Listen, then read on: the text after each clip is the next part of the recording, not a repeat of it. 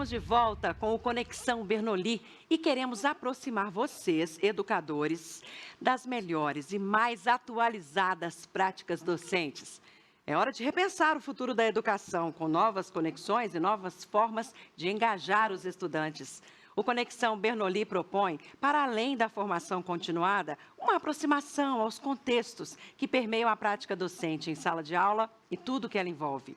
Com grandes nomes da educação, vamos buscar entender esses contextos e os impactos da flexibilidade e personalização do estudo virtual em comparação com as possibilidades e os benefícios oferecidos pela convivência presencial.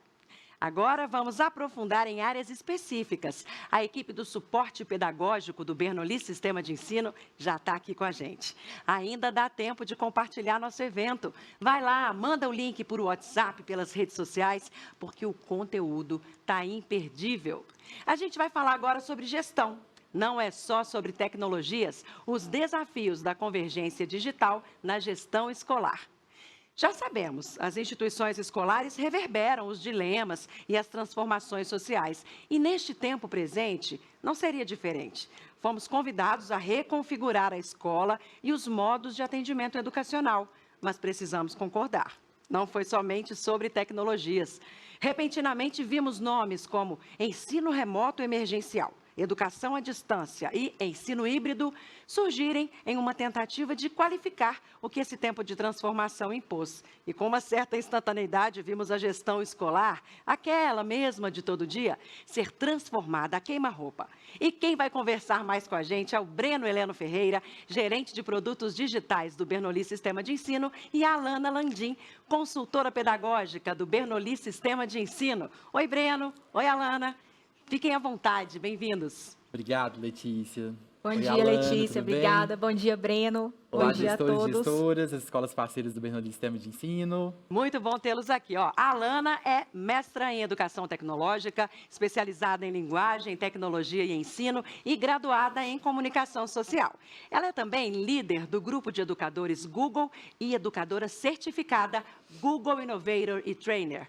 O Breno é mestre em Educação e Docência, com especialização em Gestão de Projetos e licenciatura em Pedagogia. É também curador do Jacarandá Percursos Educativos, co-líder do grupo de educadores Google Belo Horizonte e Google Certified Innovator. Gente, vai ser incrível, tenho certeza.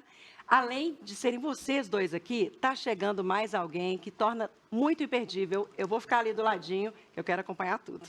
Obrigado, Letícia. Justamente, né, Alana, estamos aqui presencialmente em Belo Horizonte, mas temos um colega que está em São Paulo. Não é isso, Figo? Exatamente, pessoal. Bom dia, Alana, bom dia, Breno.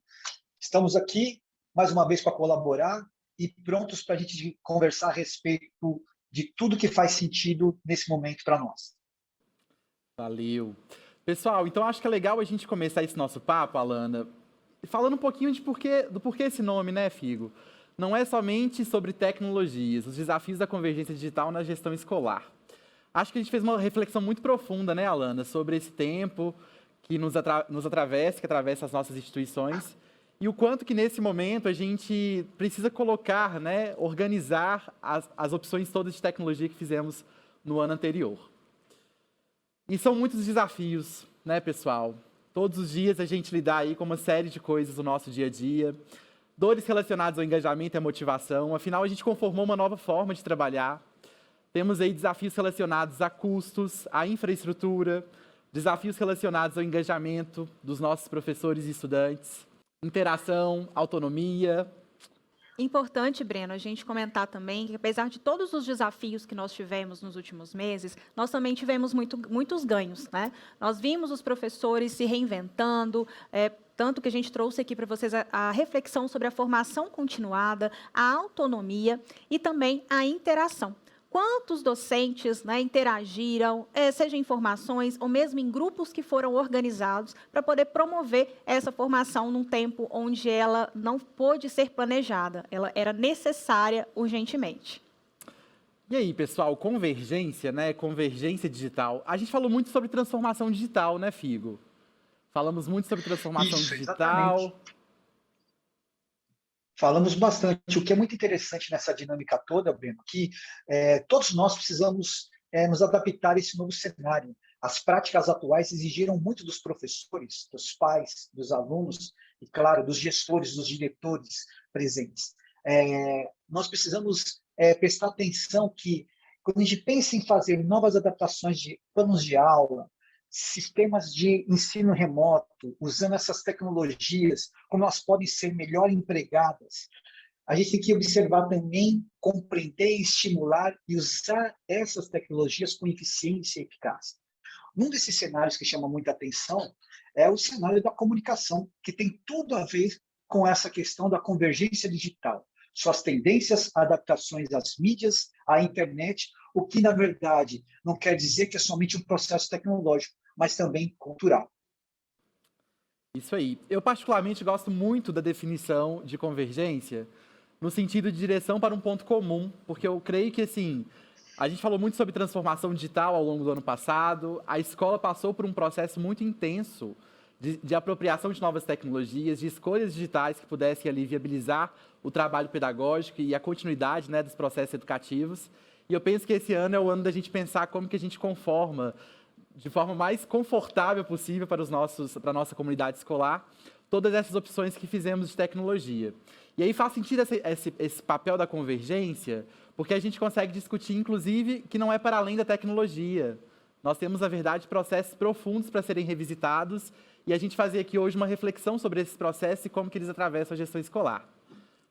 Verdade, Breno. E é interessante, porque quando a gente fala de convergência, o Figo trouxe aqui para a gente a reflexão com relação à comunicação, e nós trouxemos aqui também uma outra proposta, né, de conceito referente à convergência. Tá? A gente trouxe aqui um autor, Henry Jenks, muito conhecido na área de comunicação, e a gente fez questão de trazer aqui, porque há muito tempo ele já falava sobre a questão da convergência das mídias, e hoje a gente percebe isso na escola. Então, para ele, convergência é uma palavra que define mudanças. E assim como o Figo trouxe para a gente, define mudanças tecnológicas, mas também industriais, culturais e sociais, no nosso modo como as mídias circulam em nossa cultura. Então, tudo que a gente tem vivenciado, né, tudo que a gente tem passado desde o início da pandemia, não vem só por uma questão de tecnologia, mas também para que a gente possa repensar, né, e a diferença de 2021 para 2020 é que agora sim nós temos tempo de planejar.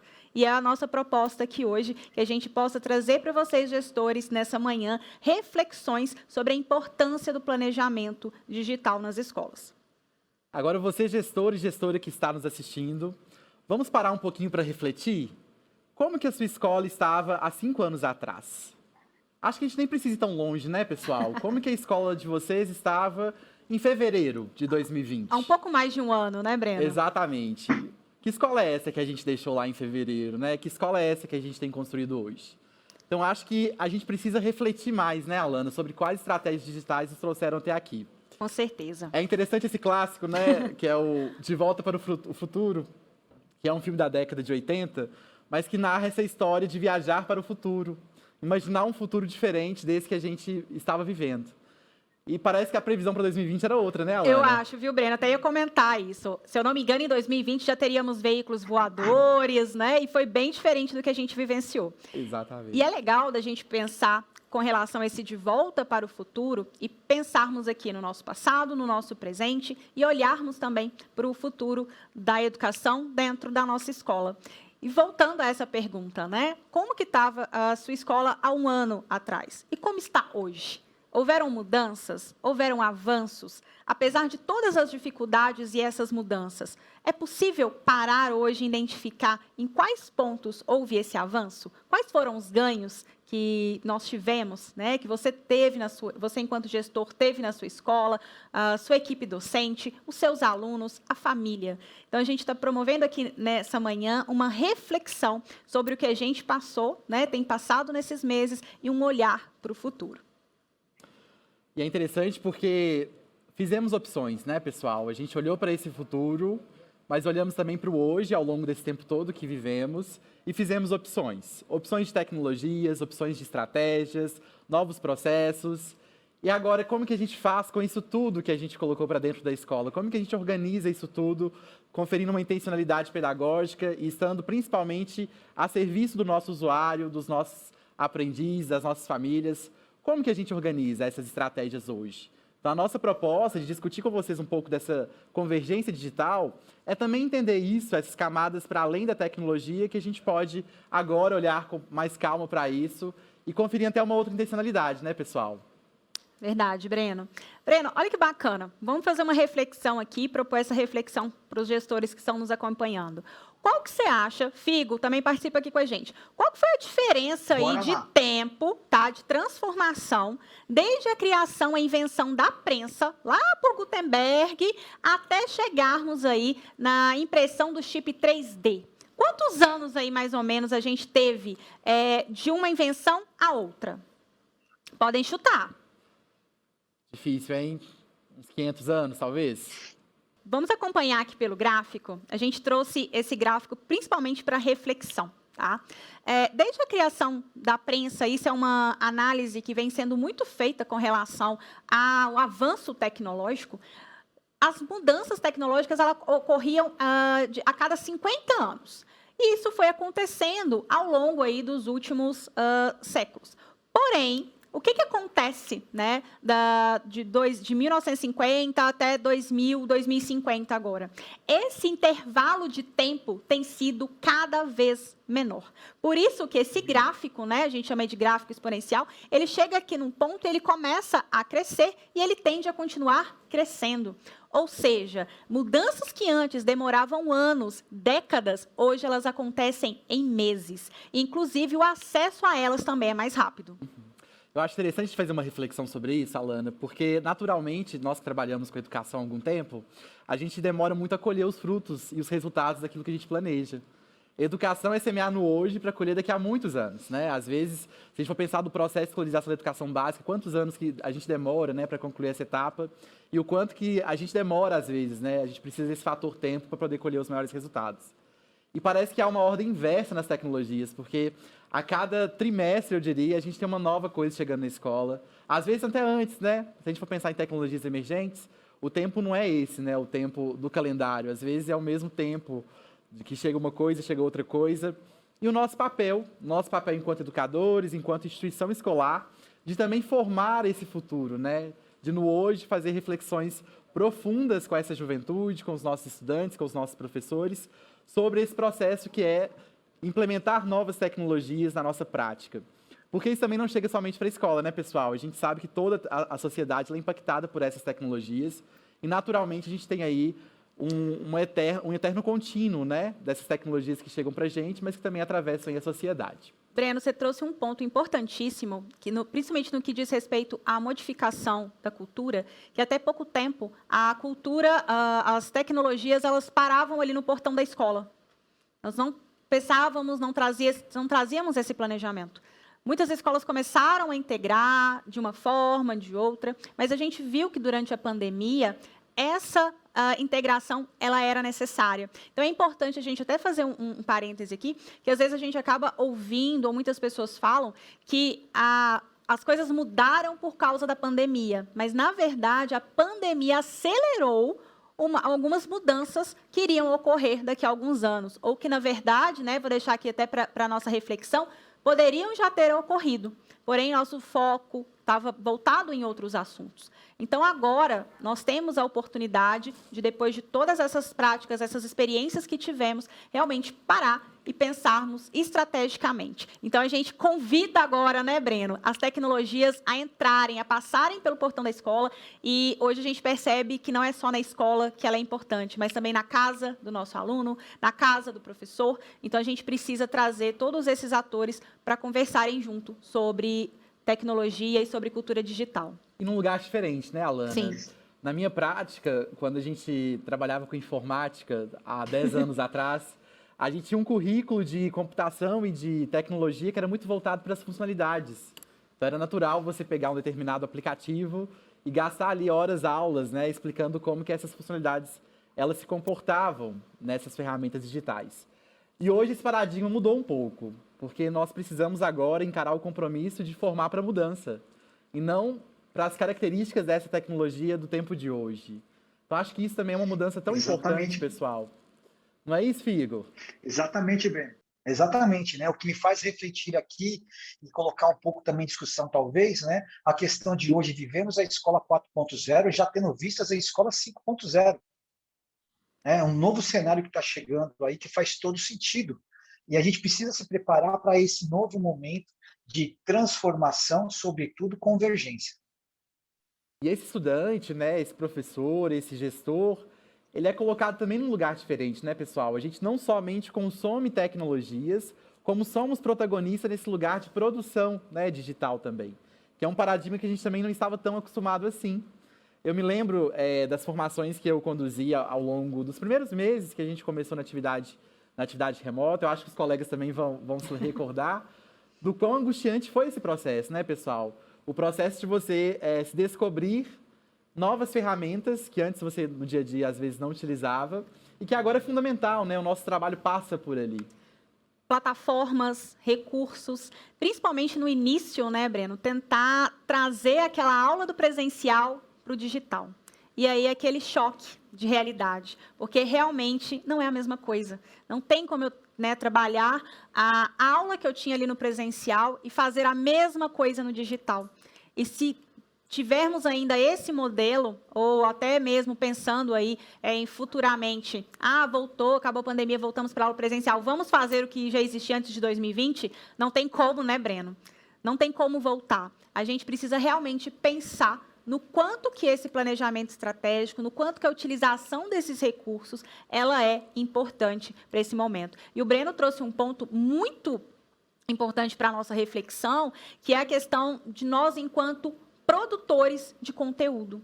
E essa é uma outra reflexão, porque muitas vezes apenas falamos sobre determinados recursos ou mesmo sobre as tão discutidas redes sociais. Então, cada vez mais cabe a nós, enquanto escola, trazermos esses temas para a discussão e que o aluno não apenas utilize um recurso integrado ali como um adorno para a aula, mas que ele realmente entenda a intencionalidade pedagógica na qual aquele recurso foi empregado. Dessa forma, como os colegas acabaram de comentar, ele vai começar a utilizar esse recurso na sua vida, no seu dia a dia. E isso vai trazer mais sentido e mais significado para a sua prática.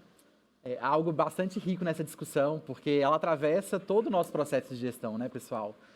Ano passado, em 2018, talvez, né, há 2 anos atrás, não sei se a nossa preocupação ela era tão expressiva com a segurança digital dos nossos estudantes. Acho que foi uma preocupação, talvez, que se intensificou nesse momento que a gente está no digital. E que ela sempre existiu, digamos, essa camada, né, da nossa atividade, das redes, ela sempre existiu. E a gente assume isso agora com esses processos, que são processos de conduzir uma educação muito voltada para o online. Bom, pessoal, acho que o nosso convite aqui nesse momento é para poder também fazer um exercício de reflexão. Se a gente consegue imaginar, né, o próximo ano, se a gente consegue imaginar daqui a 10 anos, como que a gente se imagina, né? E essa pergunta é importante, tá? A gente trouxe aqui 10 anos, não foi por coincidência, né, Breno? Segundo dados do Fórum Econômico Mundial, hoje 65% das crianças que estão no ensino fundamental, elas vão ter profissões que hoje não existem. Então, em 2030, daqui a um pouco mais, daqui a 9 anos, 10 anos, nós teremos mais da metade das profissões, nós ainda não a conhecemos. Então, como que a gente trabalha? Como que a gente desenvolve essas habilidades que serão necessárias para o perfil do futuro? Na verdade, o nosso também, porque nós precisamos nos adaptar. Né? Vou até citar aqui uma frase do Alvin Toffler, que já dizia, né, que o analfabeto do século XXI será aquele que não souber aprender, reaprender e desaprender. Então, nós estamos o tempo inteiro nesse processo. Então, a gente precisa, sim, pensar no presente, mas também fazer esse momento, né, esse movimento de pensar lá no futuro, para poder identificar o que é importante fazer hoje. Bem. Bom, pessoal, falamos aqui, então, sobre convergência, alinhamos aqui um entendimento sobre a proposta do nosso momento hoje, que é um momento de profundas reflexões sobre a gestão escolar. E eu acho que agora é legal a gente pensar um pouquinho no nosso arroz com feijão da gestão, Alana e Figo. Né? O que a gente fazia lá atrás, que a gente continua fazendo hoje, nesse nosso cenário digital, Mas como que esse hoje ele é colocado? Como que a gente conduz esses processos na nossa atualidade? É bem interessante, nós tentamos elencar aqui, né, o que são acredito que 6 dimensões da prática de gestão escolar para esse tempo de hoje. Vou começar com aquela primeira ali, implementação de projetos, processos e produtos. Não era algo que a gente fazia com tanta frequência, né, pessoal? No máximo, assim, a gente mudava alguma publicação, alguma coleção didática para os nossos estudantes, implementava novas ferramentas para os laboratórios. A própria infraestrutura A própria da escola. infraestrutura, exatamente. Mas a gente se viu nesse lugar, né, de quem planeja e implementa projetos, que pensa em como que esses projetos eles chegam nas famílias, como que o nosso usuário final, né, que é o nosso estudante, como que ele se comporta perante esses projetos e produtos todos que a gente implementa na escola. Então, acho que a gente fez um pouco dessa descoberta, sabe? Acho que a nossa profissionalidade de gestores escolares, ela passa por essa tessitura de novas práticas, de novos desafios, e a gente vai se formando também em serviço, né, pessoal? Não paramos aqui para poder, olha, deixa eu me formar pelo que esse mundo vai exigir. Por falar nisso, né, Breno? Você fez especialização em ensino remoto, em ensino emergencial. Quem dera, né, Alana? Não tivemos tempo para isso. Se tivéssemos preparado essa retaguarda, não é mesmo? Pois é, e isso é interessante da gente pensar, porque a gente precisa estar pronto para essas mudanças. Então, não tem como a gente, olha, vou parar, agora vou me especializar, vou estudar. Então, a gente precisa estudar e aplicar ao mesmo tempo. E é muito interessante porque, assim, novos desafios têm chegado todos os dias, né, pessoal? Estamos aí caminhando para uma retomada, alguns estados já retomaram de forma mais significativa o ensino semipresencial, né? E a gente está caminhando para esse lugar, que é um lugar outro, né? Diferente de tudo que a gente viveu na experiência presencial, diferente das demandas do ensino remoto, e agora um lugar outro, né? Outros desafios, outras necessidades pedagógicas, e o nosso repertório, que é esse repertório que a gente foi construindo de forma muito colaborativa, valendo agora para essa prática, que é uma prática de um lugar diferente. Eu gosto de pensar, Breno, que a gente está num cenário de descobertas. Né? Como se a gente realmente tivesse ali um grande espaço onde nós podemos explorar, mas a gente precisa dos recursos adequados para poder explorar. E é o que a gente vai poder discutir aqui, principalmente para ajudar a gestão a como se localizar em meio a todo esse espaço e quais instrumentos, o que vai ser utilizado ali de ferramenta para daquela pergunta que nós fizemos agora há pouco, onde você deseja estar, como será a sua escola daqui a 10 anos, você tem essas ferramentas para poder identificar o hoje e poder projetar aí o que você quer, como você quer que a sua escola esteja daqui a 10 anos. O suporte à aprendizagem... Verdade, diga, Figo, vai lá, desculpa. É verdade. E é verdade, porque quando a gente começa a falar desse cenário todo, a gente começa a perceber que parece que o dia não tem mais horas para acabar. Né? A gente acaba se pegando em tantas outras demandas, novas demandas, seja elas administrativas, pedagógicas, pensando em investimento em formação para professores, gastos, custos fixos, e isso tem que ser, claro, né? Tem que ser repensado cada vez mais. Como vocês bem falaram, né? Que tipo de recursos eu vou aplicar na minha escola? São somente educacionais, digitais? Que tipo de infraestrutura que eu vou disponibilizar para a minha escola, para os meus usuários, para os meus pais? Como que eu fazer essa convergência de todas essas ferramentas nesse novo cenário? E aí, voltando aí aos nossos eixos estruturantes da prática de gestão escolar, o suporte à aprendizagem, né, e o acompanhamento da prática docente. Acompanhar a equipe docente, pessoal, tem sido um grande desafio, porque é uma equipe que também viu ali o seu saber e o seu ofício, né, ser transformado. Eu me lembro de uma formação que eu conduzi no ano passado, ainda em março, e nós precisávamos fazer uma mudança de uma ferramenta de streaming. E ao conversar com o grupo docente, foi uma coisa bem interessante que um professor, ele trouxe. Ele falou assim pra gente, olha, eu acabei de conformar uma nova pedagogia e você agora quer que eu implemente uma nova tecnologia? E é um pouco disso, né? A gente conseguiu colocar nesse nosso saber docente um conjunto de estratégias que a gente não pensava, e aí a gente começa a pensar numa nova pedagogia de fato. Porque esses recursos, eles acabam por compor uma nova estratégia didática e a gente vai também acompanhando isso ao longo do ano, né? Fazendo mudanças na nossa prática. E esse processo, pessoal, ele é um processo, às vezes, muito solitário do docente. A gente até tem visto alguns movimentos em rede de professores apoiando a aprendizagem de outros professores, mas um convite que eu faço para a gestão escolar é refletir um pouco nesse lugar da solidão.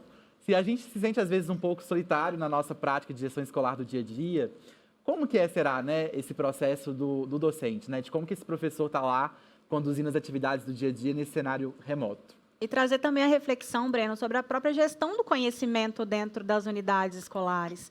Em muitos casos, em algumas formações, a gente encontra um professor, nossa, esse professor é referência nesse recurso, esse professor ajuda. Então, que você, gestor, consiga identificar quem são esses multiplicadores do conhecimento, né, Breno? O Breno defende muito a questão dos embaixadores, essas pessoas-chave, esses docentes-chaves na instituição de ensino, para poder multiplicar, para poder ajudar os outros colegas que possam ter mais dificuldade. A gente vai falar disso daqui a pouco, mas nem todos os docentes estão ali na mesma maturidade digital.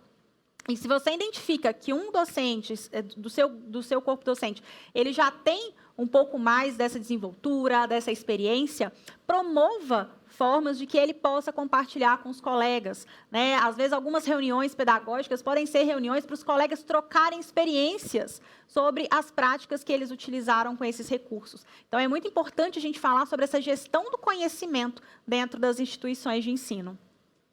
E esse compartilhar de práticas ele é muito importante, né, Alana? Sobretudo para a gestão da mudança, que é um outro eixo estruturante ali que a gente colocou, porque é aquilo, né, pessoal, que a gente conversava há pouco. O nosso mundo ele está em transformação. Se eu tiro um retrato desse mundo hoje e tento formar os meus estudantes, o meu grupo docente para esse mundo que está posto dessa maneira hoje, é algo que daqui a pouco a gente perde, né? Escorre pelas mãos. Eu não queria aqui trazer a discussão do... que eu acho que também está um pouco já... algumas coisas ficaram gastas, né? As erosões semânticas desse tempo aí que a gente tem experimentado nas redes, mas é uma experiência de liquidez, né? Uma experiência aí de liquidez, não deixa de ser uma experiência de liquidez. Bom, então a gestão da mudança como esse eixo também que estrutura hoje as práticas de gestão escolar, a articulação com a comunidade escolar, essa comunidade que hoje está nas redes, né, pessoal? Não é mais o seu vizinho, aquele vizinho da sua escola que às vezes você chama, né, para um evento escolar, para poder fazer esse processo de articulação ali com a comunidade local. Hoje nós estamos conformando redes, sobretudo digitais. E redes que precisam ser articuladas, que precisam ser geridas. Nessa perspectiva de comunicar um pouco dessa extensão do trabalho pedagógico, do trabalho educativo que a gente tem conduzido em nossas salas de aula, que agora também estão virtuais. Bom, a formação continuada para novos papéis e compromissos, que é um pouquinho disso que a gente está falando, né? Eu preciso me esforçar para formar a minha equipe docente, a minha equipe de gestão, os meus pares, o meu estudante e a formação da família, né? A família também precisa ser capacitada, qualificada para esse novo formato de escola, entendendo as novas fronteiras, eu diria, dessa relação, né, Alana? Os novos espaços também, né, Breno? Os novos espaços. É muito importante a gente entender quando o Figo trouxe para a gente essa questão da educação, da escola 4.0, escola 5.0, principalmente o que muda muito é o comportamento. Então, a gente deixa a escola é e continuará sendo um local importantíssimo para as nossas trocas sociais, para a nossa aprendizagem, para o desenvolvimento de habilidades, mas a gente precisa também entender que o nosso aluno ele precisa desenvolver a sua autonomia, a família precisa também contribuir com isso, entender que ele também precisa de aprender em casa. A gente está falando de novos modelos de educação para daqui, né? Não é amanhã, não é semana que vem, não é no próximo mês. A gente está falando aqui de planejamento para os próximos meses, próximo ano. Mas é muito importante que nós tenhamos isso em mente. A escola continua como espaço, local de referência, mas ela agora, eu falei do muro lá atrás, dos portões da escola, agora ela já ultrapassou. Então, a gente tem muitos mais territórios e espaços que podem ser alcançados e explorados. E nós modificamos muito. É verdade, pessoal. É verdade. Quando a gente fala da formação parental, como o Ben acabou de explicar, traz uma preocupação, sim, porque se nós não pudermos contar com os pais entendendo esse processo de transformação, de convergência, de integração nesse novo cenário, cria-se um novo obstáculo. E, na verdade, não é criar um obstáculo. Na verdade, é ampliar, ajudar e deixar esse cenário bem amplo para que todos possam colaborar. essa é a ideia, colaboração de ambos os lados. São as redes, né, Figo? O Breno trouxe não só Exatamente. as redes no que diz respeito às redes digitais, às redes de conexão, mas que essas redes e esses laços também, eles estejam não só no virtual, mas também no nosso dia a dia. Então, que cada vez mais possamos promover essas discussões e essa conexão, não só no virtual, mas também no nosso dia a dia, entre família, alunos, docentes e a gestão. E aí, pessoal, como que tá a escola de vocês hoje? Diante de tudo que a gente conversou aqui, sobre paradigmas, sobre novas perspectivas do trabalho da gestão escolar, quais esses processos você observa no dia a dia? O que que te cabe, né, nessa discussão em relação às nossas proposições aqui de olhares múltiplos para essa gestão escolar de todo dia, né, Alana? Alana e Figo, que foram tão modificadas. Bom, pessoal, aqui nós tentamos trazer alguns modelos que a gente acredita que possam ajudar vocês numa análise crítica, né, desse lugar da tecnologia. Se fizemos uma série de transformações digitais na nossa prática, no nosso dia a dia, quais dessas transformações a gente consegue conferir novos olhares, novas estratégias, inclusive, de convergência, como a gente tem conversado aqui. Bom, esse modelo é um modelo que a gente gosta bastante, né, pessoal? É quase que é algo muito coringa, assim, porque a gente consegue aplicá-lo de uma estratégia de sala de aula até um processo mais complexo de transformação digital. É um modelo de um pesquisador, que é o Rubem Pentedura, e ele vai estabelecer para a gente uma estratégia de andaimes, para a gente poder pensar em como a gente faz implementação de tecnologias na nossa dinâmica escolar. E eu não vou nem dizer somente da sala de aula, se a gente quiser trazer esse modelo aqui para a sala de aula, é super possível. Mas a implementação mesmo de tecnologias para além da sala de aula, para os processos estruturantes do nosso dia a dia escolar. Fantástico, Breno. Também gosto muito desse modelo. A gente sempre conversa sobre ele. Ele é a nossa base para várias discussões relacionadas ao uso de tecnologia e intencionalidade pedagógica dessas práticas. E eu gostaria de chamar a atenção aqui para os nossos gestores para observar. O Breno trouxe aqui a questão do andaime, né? Eu vejo como se realmente fosse uma escada, como se fossem etapas. E a importância que eu vejo, Breno, de passar por essas etapas. É muito importante que você, gestor, gestora, possa hoje, né, nessa pergunta que a gente fez agora há pouco, como que a sua escola está hoje? Que você pare, faça essa reflexão e identifique em quais dessas etapas a sua escola está. E o que eu acho fundamental, Breno, é não tentar pular etapas. Às vezes nós percebemos muito algumas escolas que ainda estavam ali no aumento e já querem pular para a redefinição, ou ainda não utilizavam nem a substituição e já querem ir para a modificação. Então, é importante que o processo, né, e nós aprendemos muito na mudança de uma etapa para outra.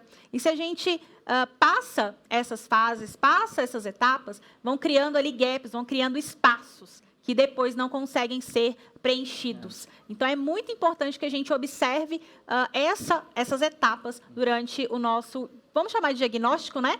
Que a gestão possa fazer com a sua, não só com a sua equipe docente, mas com a gestão de uma forma geral.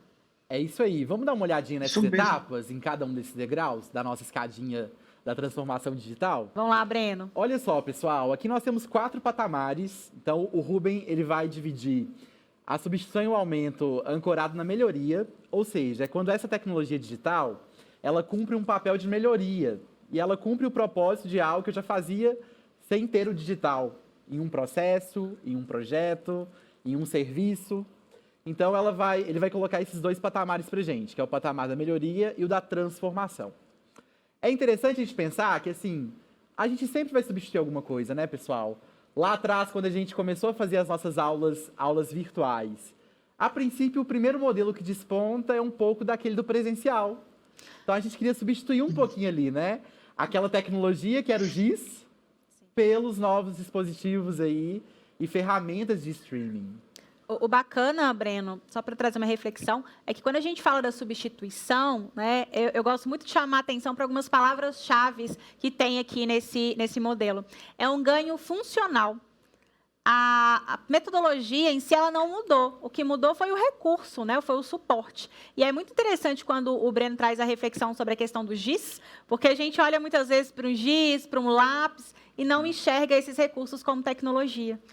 Então, é importante que a gente também observe como que nós estamos gerindo esses recursos e olhando para eles, porque no caso da substituição, a gente tem aqui um ganho que é funcional, né? Você não tem essa mudança funcional. Você tem ali a mesma metodologia, mas você poderia fazê-la com o GIS, com o canetão, com o PowerPoint. Ali não importa qual que é o recurso que está sendo utilizado, porque ele não houve ganho funcional. Mas não deixa de ser um passo, não é mesmo, Breno? passo importante, né? Para, inclusive, a gente pensar no aumento. Porque se eu já fiz uma mudança ali, já substituí alguma coisa, será que eu posso pensar em aumentar alguma coisa ali para ter um ganho funcional? Então, é esse estágio que a gente vai ter mudanças que vão substituir, a princípio, as tecnologias análogas, né? Vou dizer aqui não de tecnologias analógicas, porque eu acho que, em alguma medida, há coisas analógicas que a gente não Sim. digitaliza, né, pessoal? Com certeza. Mas então esse ganho, esse aumento, né, esse patamar do aumento é quando a gente consegue fazer uma mudança que ela não é tão, às vezes, tão significativa. É como se eu fosse substituir aqui, Alana, uma ligação telefônica pela ligação do WhatsApp, que eu posso ali fazer uma chamada de vídeo. Então mudei aqui e tive um ganho funcional daquela comunicação. E os patamares mais refinados desse modelo do Rubem, pessoal, é o da modificação da redefinição. Que é quando eu vou pensar assim, em modificar significativamente a experiência do meu usuário.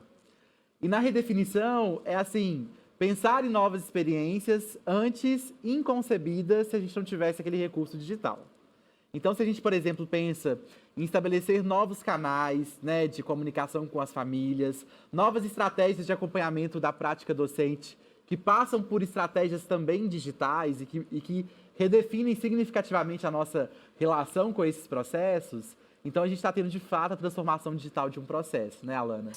Como eu gosto de falar a questão da palavra-chave, a palavra-chave aqui seria experiência, que o Breno trouxe para a gente, e é bem importante da gente pensar nessa experiência do estudante. Então, percebam que quando passa ali para a transformação, aparece a palavra experiência. Então, quando a gente quer realmente promover essa transformação, a gente precisa ter como objetivo principal qual que é a experiência que o meu estudante, que o meu docente, ele está tendo nas propostas que estão sendo feitas. Figo. E é isso mesmo, eu ia justamente falar disso, que você tendo uma redefinição, modificação, essa substituição que tem a ver com a melhoria e transformação, tem uma outra coisa que a gente pode falar, que é o comportamento, a mudança de comportamento, que vai gerar, novamente, uma cultura melhorada, uma nova transformação de cultura. Bom, pessoal, então vamos fazer um checklist na nossa prática das implementações de tecnologias que fizemos. Será que a gente está se propondo a substituir, aumentar, modificar ou redefinir alguma experiência de aprendizagem, alguma experiência de atendimento educacional? Então, acho que é interessante você, gestor, você que está aí, né, liderando a gestão da mudança na sua instituição, olhar para esse nosso modelo, que é o SAMR, e entender, do ponto de vista da prática da gestão escolar, qual que é o propósito de certas definições, certas escolhas que a gente acaba fazendo, né, de uma tecnologia e não outra, de um suporte e não outro. Então, fica aqui um checklist para a gente poder refletir um pouquinho se a gente só está melhorando ou se a gente está transformando, de fato, algum processo. Bom, acho que tem aqui também uma pergunta bem importante para a gente, né, pessoal?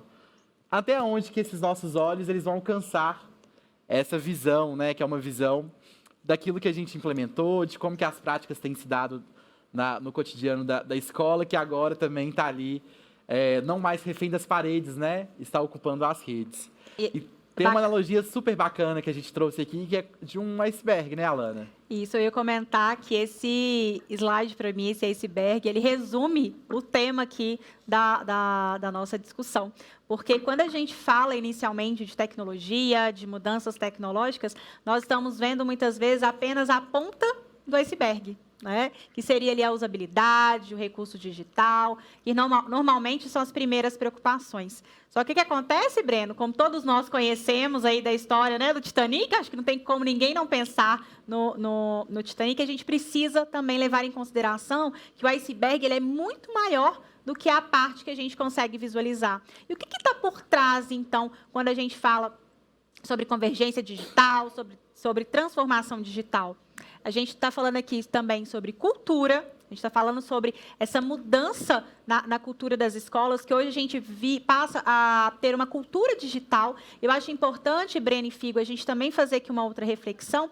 Qual que é a diferença da cultura para a transformação digital? É quando a gente percebe no modelo apresentado agora há pouco pelo Breno, quando eu utilizo ali nos primeiros níveis, eu estou trazendo o recurso, a tecnologia, como parte da minha aula, da minha gestão.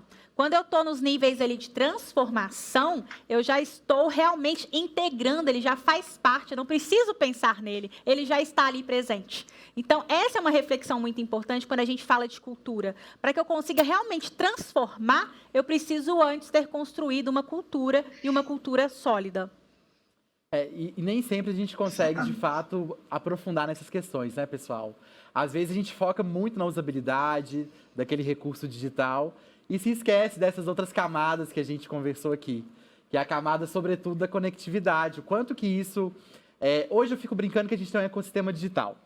Nós fizemos tantas opções de recursos que a gente conformou um ecossistema que precisa funcionar, ele precisa ser conectável. E a gente precisa trazer coisas para esse ecossistema que se conectem, que tenha ali um alinhamento quase que de propósito. Porque, pessoal, assim, a gente precisa muito focar nessa nossa intencionalidade, sabia? Às vezes não é nem o que esse recurso pode me oferecer, mas é o que eu quero desse recurso, né? Qual dor que ele, de fato, resolve aqui do meu dia a dia, da minha prática, como que ele vai potencializar uma prática que já dá muito certo. E às vezes a gente esquece um pouquinho dessas perguntas que são tão importantes, né? E aí, olha só, galera, nós temos um olhar, às vezes, também, que eu fico brincando que a gente é um pouco de procurador do usuário, como se fôssemos advogados ali dos nossos usuários e tentássemos fazer opções por esse usuário. Sim. Então, às vezes, a gente se vê fazendo opções de tecnologia sem consultar o professor, sem compartilhar com as famílias, sem ouvir o estudante para saber se é o melhor que ele gostaria de ter para aquela prática que tem sido conduzida agora de forma digital. Então, uma prática que a gente tem observado com algumas escolas, uma prática que a gente tem visto dar bastante certo, é a gente fazer comitês de usuários. Ou seja, você traz esse seu usuário para dentro de um espaço, que é um grupo focal, que vai te ajudar a tomar decisões de tecnologia. E aí você tem uma efetividade maior nessa transformação digital que a gente tem conduzido aí desde o nosso início nesse processo, né, de atividades online. Bom, falamos muito aqui, né, pessoal, sobre redes, mas eu queria muito fazer uma pergunta, né? Nós que somos organizações educacionais, nosso objeto de trabalho é a aprendizagem. Como a gente aprende enquanto organização, né? Como aprendem as organizações que ensinam? É importante, Breno, porque eu costumo dizer que as empresas aprenderam com as escolas. Hoje a gente vê muito falar sobre educação corporativa, universidades corporativas. E o que está acontecendo, né, nas empresas, nas instituições? Eles têm criado essas universidades, né, eles criam essas trilhas formativas para que realmente possam ajudar os colaboradores a alcançarem os seus objetivos. E aí, se a gente fosse falar disso aqui, teríamos aqui uma discussão só sobre isso, mas qual que é a reflexão que nós gostaríamos de trazer? Que nós também pudéssemos aprender com essas empresas e que a gente também pudesse um pouco institucionalizar e organizar as nossas formações dentro das nossas escolas. Então, a gente precisa partir de um diagnóstico concreto, com base em dados, né, que vai me dar ali dados, para que eu possa realmente identificar onde que eu preciso ajudar o meu docente? Onde o meu docente já é excelente, ele já tem excelência e pode ajudar um outro colega. E não só os docentes, né, Breno, mas também os alunos. A gente tem vários projetos, né, que a gente vê em algumas escolas e que os alunos são também tutores, monitores e ajudam outros alunos que têm dificuldade. Mas o nosso foco aqui agora seria a questão da formação dos professores. Então, a gente traz essa reflexão para os gestores de pensarem mais estrategicamente nas formações do seu corpo docente, pensando onde nós estamos e onde se deseja chegar. Fato é que a gente não tem uma resposta, né, pessoal, para essa pergunta. Como aprendem as organizações que ensinam? A gente não tem uma resposta para essa pergunta. Mas nós temos uma pista, que é assim, pessoal, olhar para a rede. Vocês vão se lembrar do movimento bonito que os nossos educadores fizeram de se juntarem, de um apoiar o outro. E a rede, ela dá algum tipo de pista de como que a gente pode potencializar essa aprendizagem da escola, né, enquanto instituição. E aí eu faço uma pergunta para você também, gestor, agora que está nos assistindo. Qual rede estamos conformando? Tem uma referência que eu gosto bastante, que é do Paulo Baran. É uma referência da década de 60. O Paulo, né, que na verdade é uma tradução, o moço chama Paul, na verdade. Ele é um abrasileiramento, né, desse nome do Super Paul. íntimo você também, né, Total, Breno? já passei muitas madrugadas lendo Paul Baran. Já ficou íntimo do autor. Ele faz uma reflexão sobre a anatomia de uma rede, né? Ele vai tentar fazer um processo de topografia dessas redes. E aí, pessoal, primeiro ponto que é bacana a gente entender, o que é uma rede? E é comum a gente ver esse desenho desse grafo, com pontinhos e com linhas. Então, esses pontos são nós, a gente reconhece isso como nós, e esses riscos, né, esses traços, são arestas. Então, uma rede ela é formada por nós e arestas. Nós são entidades, né? Aí nós vamos falar de pessoas, talvez são locais onde a gente aglutina uma série de coisas, né? Onde a gente amarra, de fato, ali uma série de coisas. E as arestas são fluxos. Então, se a gente pensasse um pouquinho na nossa escola como uma rede que troca recursos, que troca ali informação, conhecimento. Será que a nossa rede ela é centralizada, onde eu tenho ali um nó central e todos os outros nós eles estão periféricos em relação a esse nó que está ali de forma bem centralizada, acolhendo todos os recursos? Será que é uma rede descentralizada, onde eu tenho trocas ali, arestas que vão se conformando em nós independentes? Ou será que ela é uma rede distribuída, onde eu consigo equalizar um pouco disso, né? Se a gente for colocar aqui os nossos professores, os nossos agentes educacionais como nós, e os nossos processos de trocas como arestas, qual rede que eu estaria conformando? Na minha escola, esse docente ele troca com outros docentes, eu tenho conseguido fazer ali uma plataforma para que esse conhecimento ele circule? Ou a gente tem feito uma estratégia, às vezes, muito centralizadora, de colocar para a gestão escolar esse processo de definição e também de desdobramento das nossas estratégias educacionais? Então, ao trazer aqui essas três topografias, né, de redes, o que a gente gostaria era de pensar um pouquinho sobre como a gente tem feito na prática. Se a gente tem conseguido distribuir melhor esses recursos, se a gente tem centralizado ou se a gente tem descentralizado, mas de uma forma, às vezes, não tão ordenada, né, não tão a serviço da estratégia institucional que a gente escolheu. E aí é legal a gente também falar desse diagnóstico. Uma vez que a gente faz essa reflexão, qual que é a importância de diagnosticar isso? Para traçar uma estratégia mais coesa, né? Mais coerente com o nosso futuro, com a nossa visão de educação, com a nossa visão de escola. Onde estou e onde quero chegar. Onde estou e onde quero chegar. São perguntas que a gente precisa fazer todos os dias, né? Para ajustar a rota. E olha só, pessoal, onde estou é sempre o hoje. Onde estive é importante. Olhar para o passado, das escolhas que a gente já fez e que fizemos, né? Estamos fazendo, é importante. Mas olhar para frente também é uma urgência, né? É necessário. Então, se a gente for pensar, né, nessas três perspectivas aqui, onde estou, o que isso significa estar aqui nesse lugar, como podemos evoluir, são elementos fundamentais para a gente poder propor um diagnóstico do nosso time, não é isso, Alana? Com certeza, Breno. E é importante quando você trouxe, né, que a gente precisa olhar, né, para trás, mas pensar principalmente no futuro. O que a gente tem aprendido nos últimos meses é que todos os dias, né, Breno e Figo, as nossas prioridades podem ser redefinidas. E não tem problema mudar o curso, né? Não tem problema mudar a rota, mas a gente precisa realmente entender onde nós estamos e onde nós queremos chegar. Porque talvez no meio desse percurso vão surgir ali atalhos, vão surgir outros caminhos, ou talvez você realmente queira mudar a sua trajetória ali nesse processo. Então, é muito importante quando a gente olha aqui para esse gráfico e a gente identifica onde que eu estou, né? Onde a minha escola está enquanto gestão, enquanto equipe docente, e onde eu quero chegar. O que isso significa para mim enquanto gestão e como que nós podemos evoluir. E eu vou trazer um pouquinho da fala do Breno sobre redes. É muito importante que essa visão seja a visão da comunidade escolar também, para que possamos caminhar juntos. porque senão vai cada um para um lado, com uma visão de onde quer chegar diferente. Então, cada vez mais trazer realmente a comunidade escolar para essas discussões, para que esse foco, para que esse objetivo, para que o destino esteja alinhado. Mas olha só, pessoal, um desafio aqui agora, tá? Tô lá na minha escola, com a minha equipe docente, meu grupo de gestão. Como que eu sei onde que a gente está nessa perspectiva do digital? Nossa. Como que a gente pode avaliar isso? E aí nós temos uma resposta, uma pergunta retórica, né? É verdade.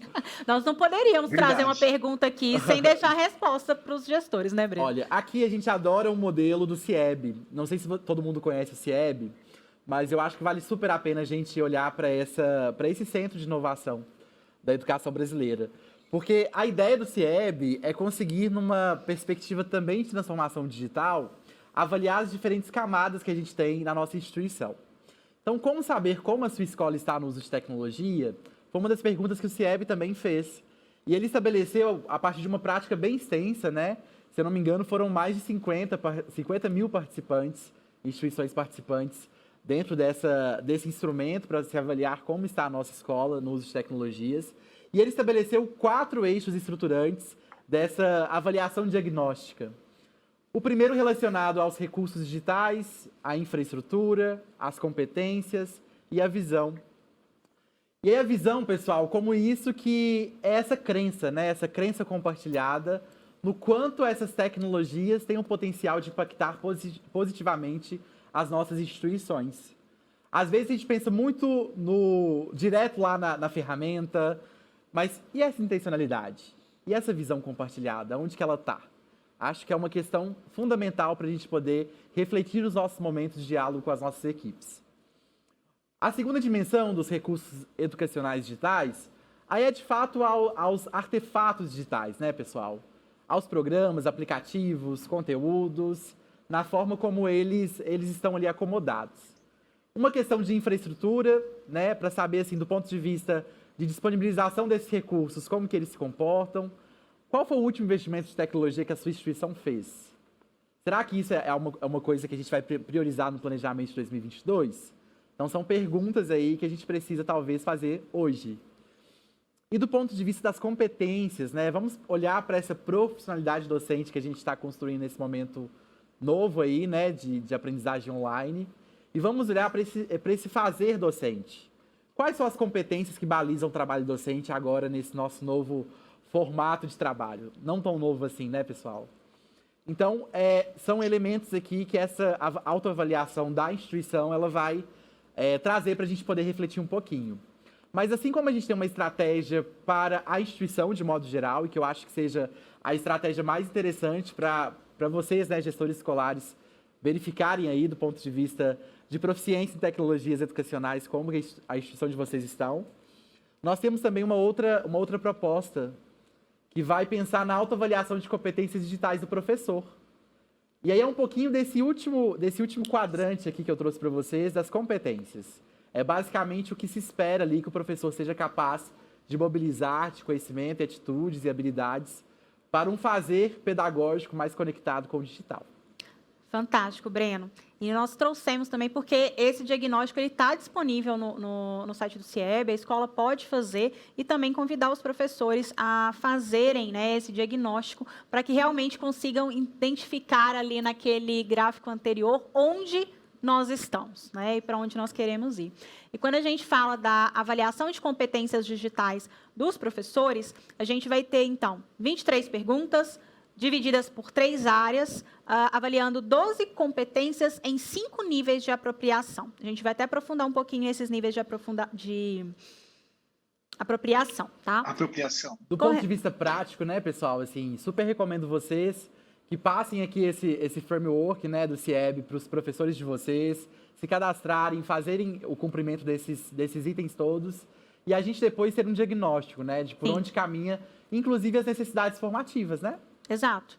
E o formulário, né, o diagnóstico, ele é muito prático, então cada professor vai receber o seu, pode ser compartilhado com a gestão, para que a gestão, a partir desses dados, ela consiga, então, traçar aí qual vai ser as formações necessárias, como que vai ser o plano de formação continuada da equipe docente. Então, as áreas, né, de competência é a competência pedagógica, a cidadania digital e o desenvolvimento profissional. Então, é interessante que o Breno falou logo no início, como que hoje a gente precisa realmente se preocupar com a segurança.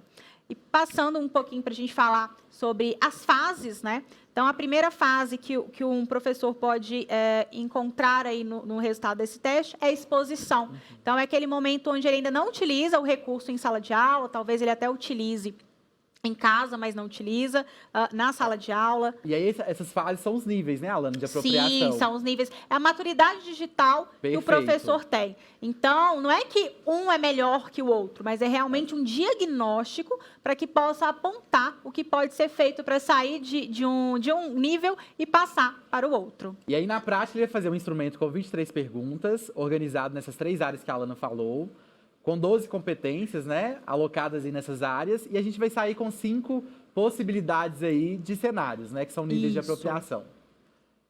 Vamos lá. O segundo nível é a familiarização, né? E é aquele momento que ele começa, depois que ele foi exposto àquele recurso, ele começa a se familiarizar com aquele recurso, ele vai trazer isso para a sala de aula dele.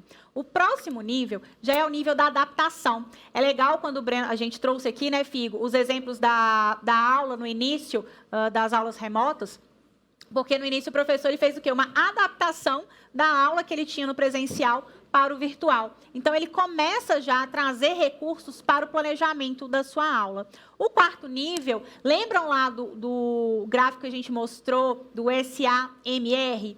O que acontece? O nível 4 e o 5 já é da transformação. Então, a gente já tem um professor que integra a tecnologia ao currículo, ao plano de curso, às atividades, e já no nível 5 ele transforma. Ele trabalha um recurso simples, mas ele consegue inovar e impactar a comunidade escolar e até outras pessoas na utilização daqueles recursos. E ele dá voz aos estudantes. E o que muda, pessoal, Alana, dentro dessa nossa perspectiva aqui? Desculpa, Figo, vai lá. não, mas é isso mesmo. Eu ia falar justamente o que muda, né? Todo esse processo que a gente fala, desde a exposição, da familiarização, que contempla a adaptação e integração, gera uma mudança, que é uma mudança de fato de comportamento, que vai gerar uma nova cultura de maturidade, de realmente transformação dentro daquela escola, dentro daquela comunidade escolar. E aí o que muda é justamente isso, né? Entender que a gente está num processo de transformação. Não estamos numa condição assim, daqui a pouco a gente volta. Não, pessoal. Tudo que a gente viveu até aqui é repertório para a gente poder continuar seguindo. Então, diagnosticar, a gente trabalhar com essas dimensões todas aqui do diagnóstico, sobretudo de como está essa autoavaliação desse professor, além de dar insumos aí, né, de dar referências e marcos formativos para a gestão escolar, a gente consegue também pensar em estratégias de autodesenvolvimento desse professor, né, que precisa aí também agora, assim como ele aprendeu didática, aprendeu os conhecimentos específicos da sua área de atuação, precisa continuar aí seguindo nessa proficiência digital, nesse letramento digital, como a gente chama em alguns casos. Bom, tem aqui uma pergunta, gente, para vocês. Como serão as novas lideranças no mundo orientado por dados? Porque a gente falou aqui sobre tecnologia, falamos sobre competências profissionais, né, da nossa prática educativa com tecnologias, mas a gente esqueceu de contar que isso tudo são trocas, né, trocas de dados o tempo todo. A própria dinâmica da rede que a gente trouxe aqui para discutir com vocês, essa conformação, né, de estruturas formativas, é um fluxo informacional entre pessoas, práticas. Então a gente chega, acho que muito nesse lugar assim do dado, né? Inclusive, assim, uma outra coisa que eu queria perguntar para vocês é como que a gente tem tomado decisões nesse momento? Excelente, Breno. Estou tomando decisões com base no que outros estão falando, no que os outros estão fazendo, ou eu realmente estou tomando decisões com base em dados? E como que a gente alcança e encontra esses dados, Breno? Essa é uma questão bem bacana, né? E eu acho que tem tudo a ver com o lugar da liderança, sabia? E aí, se a gente pensasse um pouquinho sobre esse novo paradigma da liderança, Eu adoro o Seth Godin, que ele fala muito sobre o que é liderar. E ele vai falar pra gente que liderar é dar às pessoas uma plataforma para espalhar ideias que funcionem. Será que a gente tem conseguido conformar essa rede, pessoal? Que, assim, seja uma plataforma para boas ideias, ideias que resolvam os nossos problemas. Será que a gente tem conseguido fazer isso na prática? Acho que é meu desafio para vocês, líderes e gestores educacionais, como que a gente tem pensado aí nessa perspectiva de compartilhar visão, de entender que a nossa escola é uma rede. Será que a gente tem conseguido oferecer essa plataforma para as pessoas? Eu falo, Breno, que não é mais o construir para, é o construir com.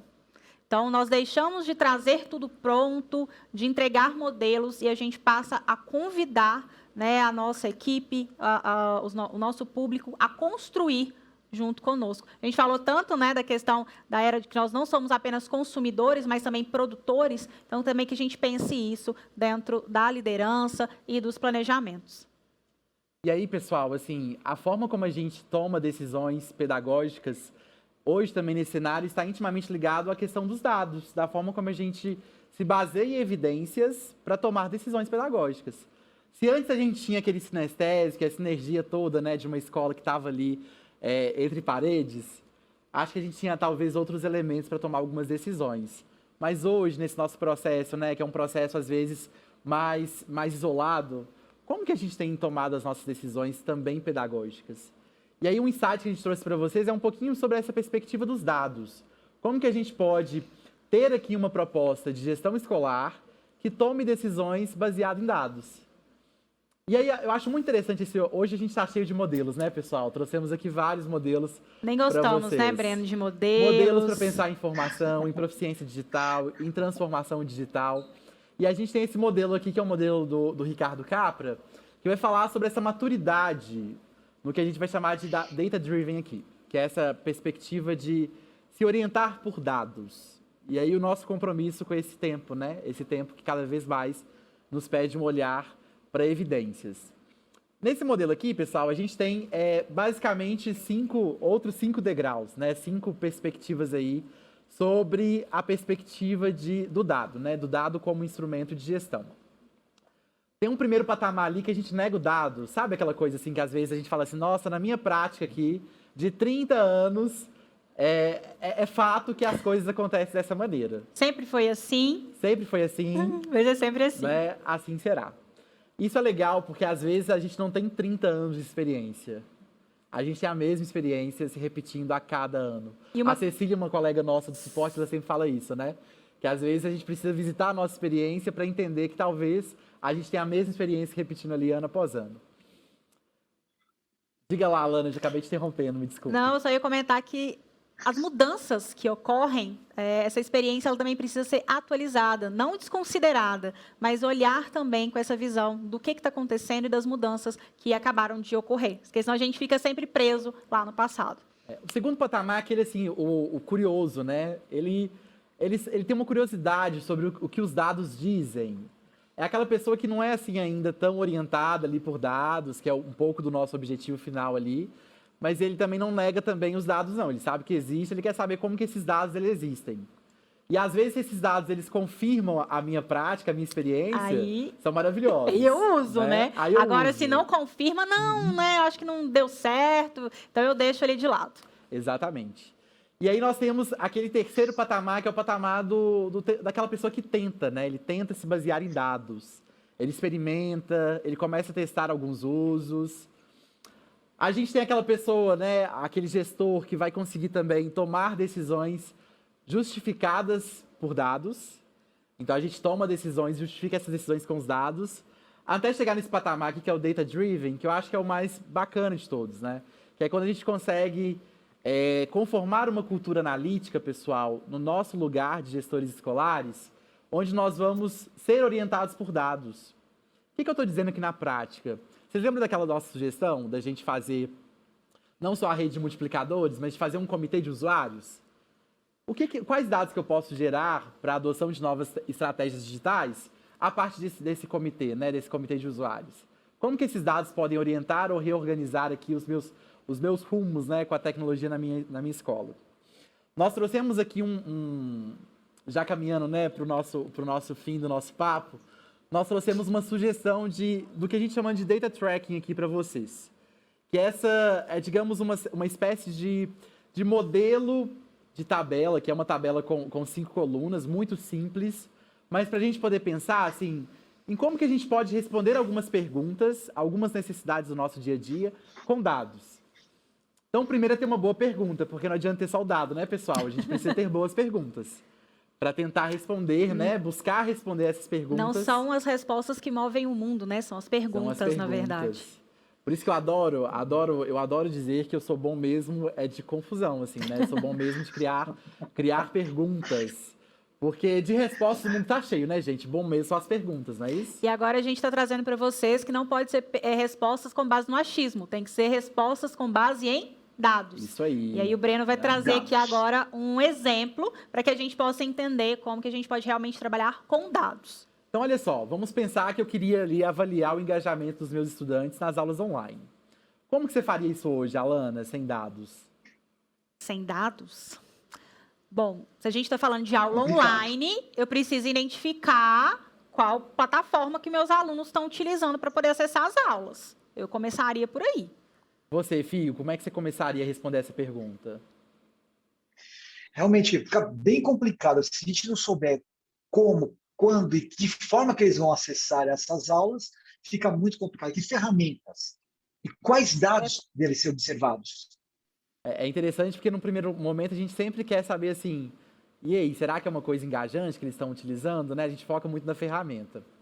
Bom, eu acho que os estudantes matriculados, um número de estudantes matriculados e uma dinâmica ali de acesso às aulas online, um log de acesso às aulas online, sejam 2 dados muito importantes e relevantes para a gente poder trabalhar com um acompanhamento, né, desse engajamento nas aulas online.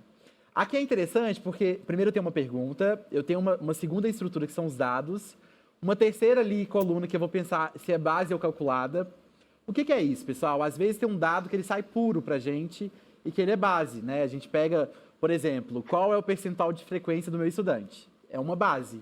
Você tem lá um número de faltas que vão, porventura ali, te inferir uma percentual, né? Um percentil de frequência em relação a essa pergunta que você fez. Mas se eu preciso, por exemplo, cruzar alguns dados, estabelecer um coeficiente, um indicador, a gente vai pensar num cálculo. E aí, nesse caso aqui, se eu estou pensando em fazer uma métrica, né, um indicador ali de engajamento para as nossas aulas online, eu vou cruzar essas informações, que são estudantes ativos, ou seja, estudantes matriculados, para quem eu deveria ali entregar as minhas aulas online, e o acesso a essas aulas online que eu tenho entregue. E aí esse cálculo é um cálculo simples, né? Basicamente dividindo ali os acessos que a gente tem acumulados às aulas online com o número de estudantes ativos, eu vou ter uma porcentagem, e aí a partir dessa porcentagem eu posso pensar em estratégias. Se ela está muito baixa, o que eu posso fazer para poder engajar mais? Se ela está muito alta, né, o que eu posso fazer para poder manter esse engajamento? E a gente sempre recorrer a isso que os colegas disseram, né? Quais são os elementos que os sistemas que eu já adotei me trazem? O que eu preciso levantar em outros sistemas? Como que eu organizo essas bases de dados diferentes, essas fontes de dados que às vezes estão dispostas em locais diferentes? Então, um pouquinho de como que a gente pode pensar, pessoal, no modelo aqui que nos ajude a acompanhar alguns instrumentos do dia a dia por meio dos dados. Excelente, Breno. Engraçado que a resposta, tanto minha quanto do Figo, na verdade, era a última questão ali da coluna. Então, a importância realmente da gente trabalhar esses outros tópicos. Isso aí, pessoal. Sim, com certeza. Bom, já encerrando aqui o nosso momento com vocês, eu espero que tenha sido uma manhã excelente, de profundas reflexões, que a gente tenha conseguido aí tocar mesmo nas questões que tem no dia a dia nos atingido. E se vocês quiserem, né, compartilhar essa apresentação com a equipe docente da escola de vocês, temos aqui um QR Code, temos um link, fiquem à vontade para compartilhar essa experiência. É isso, né, pessoal? Vou chamar aqui agora a Letícia para a gente poder encerrar esse momento com chave de ouro. Ai, que momento maravilhoso. Saio daqui cheio de perguntas. Tenho certeza que todo mundo também, mas também com muitas ideias, né? Sobre como utilizar as novas ferramentas e como tirar o maior proveito possível desse momento que a gente vive. Pessoal, muito obrigada pela presença. Obrigada por estarem com a gente aqui hoje. Tenho certeza que todo mundo sai abastecido para viver o restante do nosso ano. Bom, nosso evento está chegando ao fim. Foi muito bom estar com vocês. Muito obrigada mesmo pela presença e a gente se encontra de novo, no Bernoulli Reload, que está chegando, hein, gente?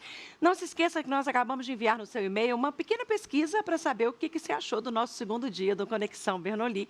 A sua opinião é muito importante para a gente e o seu certificado de participação já está disponível para download. É só acessar a área do inscrito e acessar na barra superior o botão certificado. Se você ainda não é parceiro Bernoulli e quer conversar, entender mais nossas soluções e falar com um dos nossos consultores em educação, basta acessar o nosso site bernoulli.com.br/sistema ou enviar um e-mail para comercial.sistema@bernoulli.com.br. Pessoal, um ótimo sábado para vocês. Vamos nos despedir de todos. Alana, Breno, Figo, vamos dar tchau para o pessoal? Tchau, gente. Tchau, até a tchau, próxima. pessoal. Até Até o a Reload, próxima. em Tchau, gente. agosto. Até o reload. Até mais.